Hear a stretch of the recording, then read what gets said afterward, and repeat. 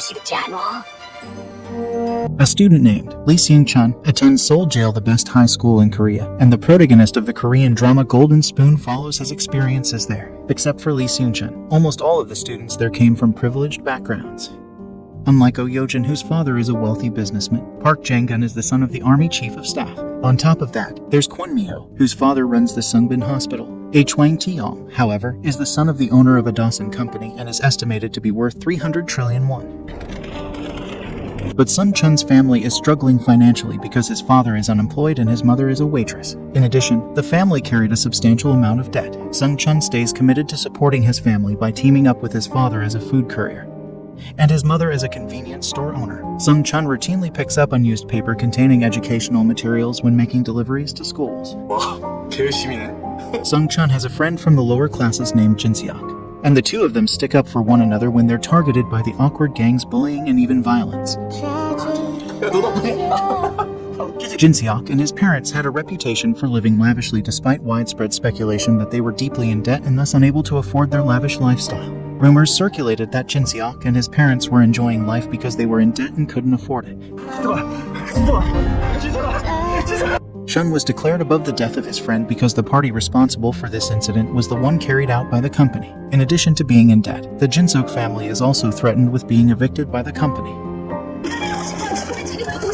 It turns out that the owner of the Dawson company is Tae-yong's father, Mr. Hwang. Mr. Hwang came to the funeral because he was concerned about the deaths of his classmates by paying for Jin Seok and his family to leave peacefully. From a distance, Mr. Hwang saw Seung Chun holding back his emotions when Jang-gun fought and insulted the dead Jin Seok. Because they have a lot of money to pay compensation, the gang of bullies often beat Seung Chun for trivial matters by giving it to Seung Chun. Hwang Tae-yong, who saw the fight, violated the awkward act because Seung Chun was sure of his death. After making sure that Seung Chun's condition is fine, Tae-yong meets his father, who is waiting in the car while watching Seung Chun pick up the 51 bill with his injured face. Mr. Hwang advises that Tae-yong's future will be the successor of the company, so he must choose a friend who is useful in the future. Na Jui, a stunning young woman, has just been hired to work alongside Sung Chun at the convenience shop where they both previously worked. Sung Chun trained him in the usage of the cash register, helped him arrange the merchandise for sale, and counseled Juhee not to become angry at the customer's rudeness. Ju fled his home carrying a large luggage, leading Sung Chun to believe he was being coerced into working. The news that the Jin Seok family had committed suicide because they were poor and facing eviction reached Sung Chun's working-age mother. His daughter called to tell him that the landlord's guys had arrived to collect the overdue rent.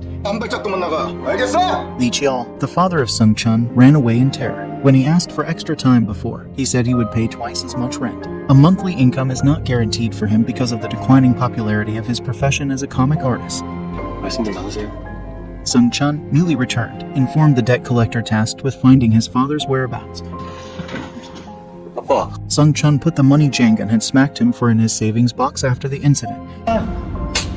Although Sung Chun deeply loved his father, his younger brother Seung-ga was irritated by his decision to reveal the whereabouts of his family's patriarch to the debt collectors. When Seung-ga saw how much cash Sung Chun had on hand, she asked him to put some of it toward the rent. Sung Chun disagreed, kicked out his younger brother, and vowed to repay the family's 400 million won in debts and the rental fee. Sung Chun's uncle defrauded his father out of a fortune, leading to the family's current financial predicament. 4억이야, 4억. 돈도 없는 주식에 보증을 왜 사가지고. Lee Cheol, exhausted at the end of the day, settles in for an evening of webcomic creation with the goal of having his work published. In the office, Tae-yong needs to read papers about the Dawson company, but at home, he finds great value in Lee Cheol's webcomic. When Tae-yong visits Mr. Hwang, his hands take extra care with his asthma because of all the business knowledge he has acquired. The elder Tae-yong felt his son was wasting his talents and was therefore upset. Who had been taking care of Jang-gun's schoolwork, bring his assignments to the house. Tae-yong's stepmother, Young-sin, exhibited his piano skills after a few days and requested that Sung Chun. Sung Chun had to halt his journey when he saw a crystal ball coming straight towards him. A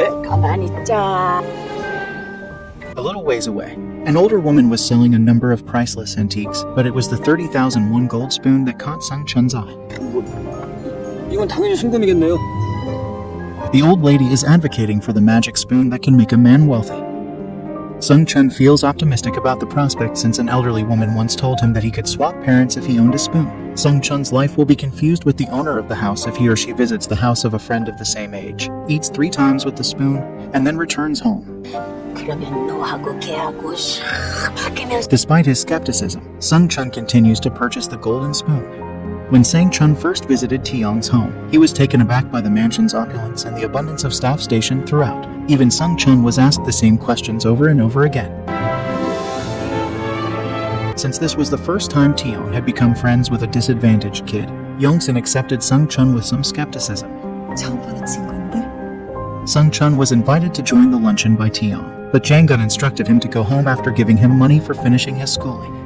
이승찬, 기왕 왔으니까 밥 먹고 가. Lee Chiao, who until now had just made webtoons but aspired to become a famous comic artist, was ridiculed by Sung Chun's pals. People even said that Sung Chun's dad was a slacker. In contrast to Tiong, who is a huge fan of online cartoons, when Sung Chun had the chance to eat lunch at the Golden Spoon, he would devour the food. At the very end of the meal, the Golden Spoon began to glow. Strangely, Sung Chun's grandma was able to view what occurred to him through her crystal ball from a different location. Sung Chun isn't sure if the spoon is actually magical, but he hasn't changed yet, so that's not a concern. Until later that night, when Sung Chun returned home to find the lights off and the house in complete silence. Sung Chun was taken aback when he entered a room and saw his mother's father and sister laying motionless on the floor together, but it was all a bad dream.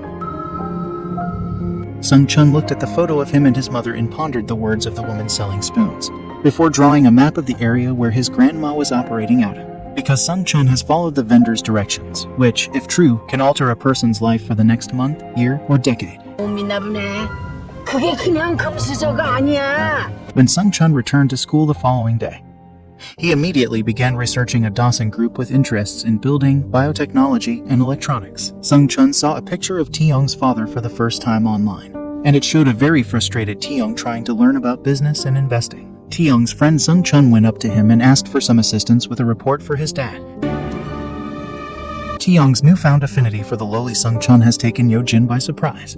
Tiong couldn't believe that Sung Chun had finished the report and impressed Mr. H. Wang thanks to his keen analytical mind. Mr. H. Wang is of the opinion that Tiong can do it if he tries. Tiong takes Sung Chun out to dinner at a restaurant he and Sung Chun had never been to before. And he also sends Sung Chun some money to put toward his future so that he can make his father proud. But Yojin is concerned that Tiong is merely using him for fame and fortune because of how close he is to Sung Chun.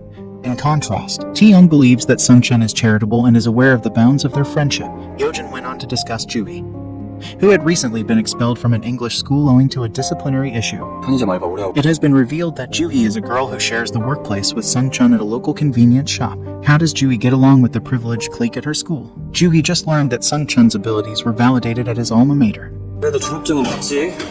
When Sung Chun inquired where Juhi went to school, Juhi lied, but eventually confessed that she had left her prior school, despite the absence of bullies, in favor of the new one.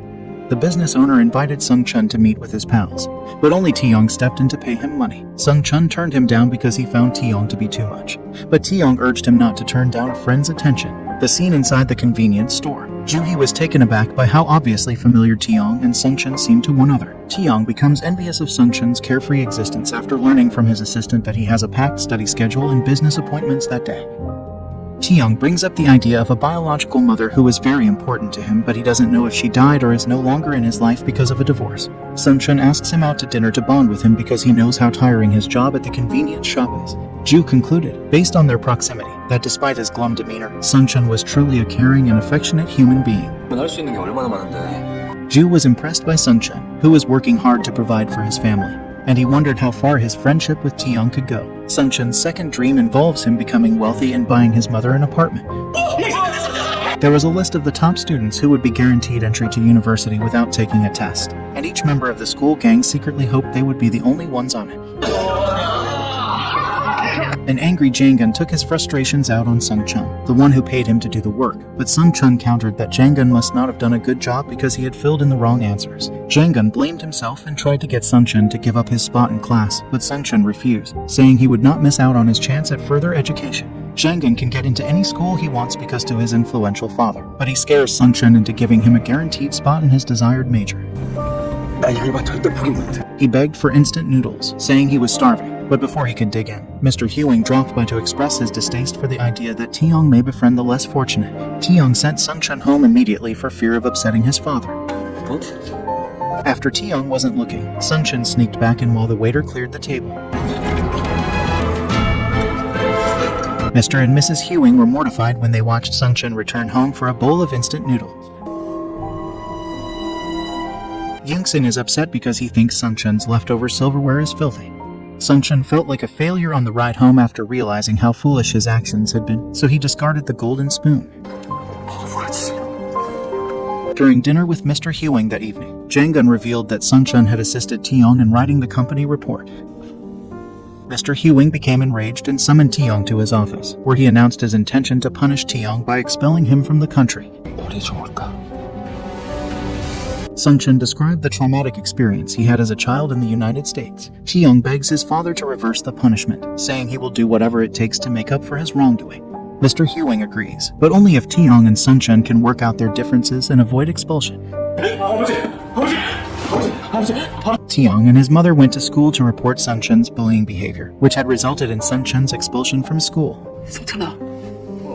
아니야, 엄마. Despite the fact that it was already established beyond a reasonable doubt that it was Taeyong who had given money to Sungchun out of a sincere desire to help. Seeing this, Taeyong became gloomy and did not cheer up Sungchun. Instead, he jolted Sungchun into doing the extortion. Neither of Sungchun's parents can do anything but slap Taeyong on the back until he makes amends for his mistakes this once. Sungchun realizes that if he or she is discouraged and unable to take meaningful action, it is because no amount of self-improvement will alter the current situation. The party that benefits the most from this incident is Jangun, because if Sungchun is expelled from school, Jangun will be able to take over the latter's coveted spot in the high school admissions lottery.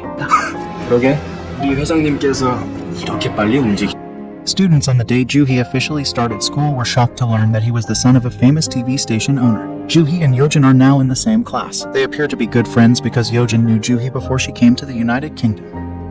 While searching for the Sungchunum class, Sungchun's father put himself in front of the car belonging to the Taeyong family, and Juhi had to listen to her companions tell the story. Juhi thinks that Sungchun is a good person, thus she doesn't understand the accusations that have been made against him.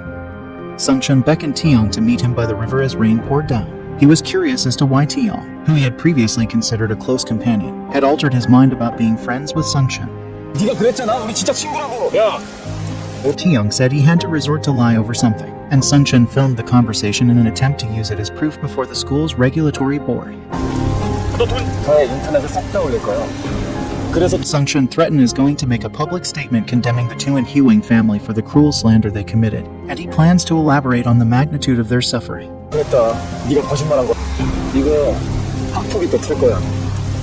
When Taeyong dropped Sungchun's phone, it caused a brief upheaval that ultimately resulted in Sungchun's dive into the water. Once Taeyong realized he couldn't save Sungchun, he proceeded to look for his brother in the lake and called for aid at once. Taeyong initially thought the phone connection would be an inconvenience, but she soon understood it would be a blessing. Rather than burden Sungchun with a mistaken old man's unhappiness for the rest of his life, Taeyong cast off his dying friend to the depths of the ocean. He saw a Sungchun, or flash of gold, just as his insight was about to fade, indicating that he still had a chance but couldn't throw it away. The Sungchun, who had narrowly avoided perishing, eventually went looking for the spoon that had been discarded in the trash, and he eventually located the golden spoon. Later that same day, still decked out in their finest wet Sungchun garb, they paid a visit to the Hewing patriarch's residence in search of sustenance before swearing never again to be seen in Taeyong's company. 원래 그냥 우리 장난감이야. 께서 보내셨습니다. 내가 아는 갑처럼 성태 주희 좋아하나? 대박이다. 주변의 모든 게 변할 거야.